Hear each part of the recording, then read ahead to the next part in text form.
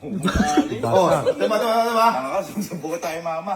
Sabi ko hanapin ko, di ba? Nagtanong ka, sabi mo, ano? Kasi ba yung susi? Oh, hindi. Upo ka, bahala, tama doon. Ganun. Ang nangyari, nalaki pito ni Allen. Sabi ko, wait, ginagawa nila paraan. Sabi ko, wait ka ako, hanapin ko lang ako sa loob yung susi, baka nandoon. Pagbalik ko, basag na. Hindi ba nag-ano? Eh sabi mo daw kasi basag, eh bakit?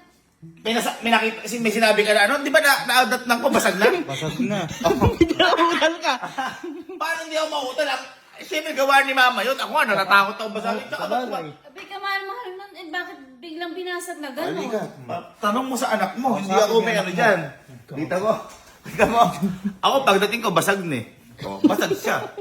Oh. Kasi, halika.